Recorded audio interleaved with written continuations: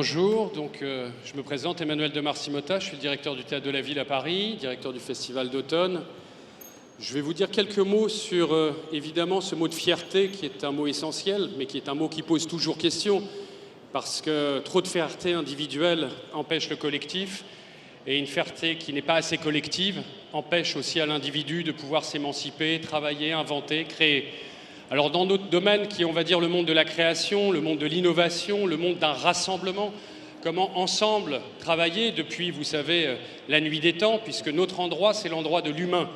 Je vous rappelle qu'en grec, le mot théâtre veut dire l'endroit d'où l'on regarde, c'est-à-dire ce que vous êtes en train de faire ici, une tribune qui vous rassemble et qui vous permet de regarder et d'écouter pendant un temps qui a été déterminé. Donc le lieu du théâtre en grec, c'est bien l'endroit d'où l'on regarde, c'est-à-dire comment on fait monde en commun, comment on arrive à créer une nouvelle communauté autour d'une fiction. Je dirais un mot sur la fiction par rapport à justement notre fierté de Homo sapiens, ce que vous êtes, ce que nous sommes tous. Peu importe le pays, la nation, l'origine, la classe sociale, c'est ce qui nous rassemble en tant qu'espèce humaine. Le lieu du théâtre, que ce soit à Paris, que ce soit à Londres, à New York, à Tokyo, au Japon, à Dakar, où vous voulez dans le monde, depuis la nuit des temps. Ce n'est pas un art nouveau, c'est un art très ancien qui se renouvelle et qui sans cesse innove à travers des écritures, à travers des typologies de salles, à travers des natures de relations qui permettent ensemble de créer quelque chose de nouveau.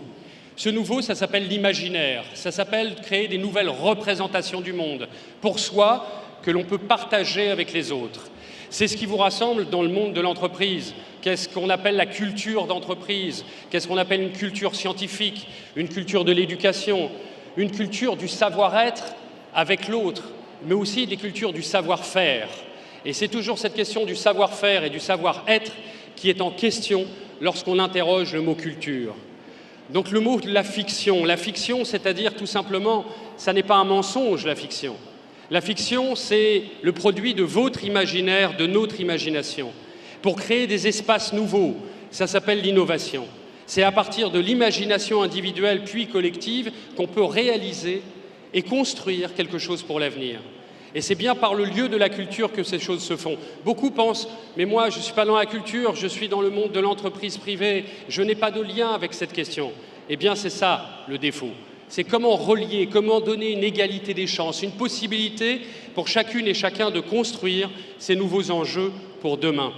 Notre fierté aujourd'hui à Paris, au Théâtre de la Ville, c'est de dire que cette fiction, c'est-à-dire cet imaginaire, il devient collectif, il permet alors de réaliser ce qu'on appelle une réalité.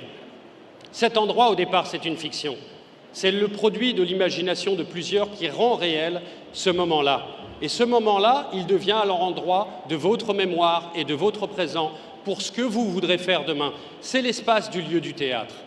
Donc comprenez bien que nos enjeux, ce qui détermine chez nous notre volonté de construire. Aujourd'hui, nous avons réouvert, et je vous invite à le découvrir, le Théâtre de la Ville, place du Châtelet, au centre du Paris. Il a été fermé pendant 7 ans. 7 ans, c'est long, mais c'est rien. C'est le moment qui permet de penser, d'inventer, de créer justement des formes nouvelles. Je vais vous donner 3 exemples. Une nouvelle alliance entre la santé et la culture. Nous avons été tous frappés sur la planète par la Covid. Plus de 7 milliards de personnes confinées en même temps, au même moment, au même instant. Eh bien, ça veut dire que les théâtres, les lieux de la représentation du monde, et non pas seulement lieu du divertissement, car le divertissement, c'est ce qui nous permet d'oublier notre rapport à la mort, c'est de se divertir. Alors que le lieu de la culture, c'est d'essayer de réfléchir sur notre rapport à la mort.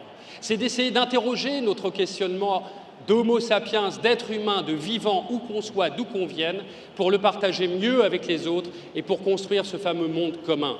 On a besoin alors de créer des choses concrètes, une relation entre la santé et la culture, puisqu'il y a une nouvelle culture de la santé qu'il faut pouvoir mettre en place. Chacun de nous n'aura pas un médecin particulier demain.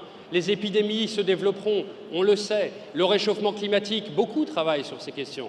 Et on a besoin d'une culture en commun, partagée, au-delà des territoires nationaux, au-delà des identités, comme il a été dit dans ce pays à une époque nationale. Eh bien non, travailler à l'altérité, c'est-à-dire le rapport à l'autre, alter ego, vous et moi, et non pas dans un rapport identitaire qui nous referme et qui vous exclut. C'est ça l'endroit de la culture, c'est pour ça qu'il faut y croire et que ça n'est pas un simple divertissement. Enfin, l'éducation. le rapport à la transmission, à la jeunesse, à des nouvelles générations. C'est par la culture que passera l'égalité des chances. Ces enfants dans l'école, dès le plus jeune âge, qui ont le droit de connaître la langue de Corneille, la langue de Shakespeare, mais aussi des langues d'origine comme le Wolof qui vient au Sénégal et d'autres langues du monde.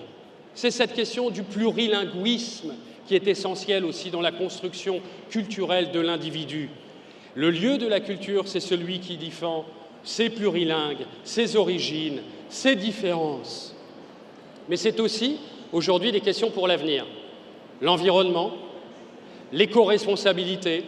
Donc venez découvrir, oui, ça sera notre fierté que de vous montrer un avenir possible dans un lieu comme le Théâtre de la Ville à Paris, qui s'appelle maintenant Sarah Bernard. Pourquoi? Parce que c'était le nom d'une comédienne juive qui a été enlevée sous l'occupation nazie à Paris et dont un metteur en scène important, Charles Dulin, a enlevé le nom en accord avec les occupants de Paris. Oui, monsieur, je vois votre tête. Eh bien oui, il faut dire. Et la fierté, c'est de pouvoir reconnaître l'histoire dans nos difficultés et justement de pouvoir les partager. Et de dire qu'aujourd'hui, ce nom revient, ce nom est sur le fronton de ce théâtre, pour pouvoir tout simplement vous raconter une histoire. Et c'est cette histoire, c'est ce monde en partage, ce monde d'ouverture avec l'innovation, les nouvelles technologies au sein d'un théâtre qui vient de la nuit des temps jusqu'à aujourd'hui et qui sera bien plus longtemps présent que nous le sommes, nous, notre simple présence personnelle et humaine aujourd'hui là. Donc pensons aux générations d'avenir, pensons un peu à notre générosité et à notre solidarité. Je vous dis tout simplement merci.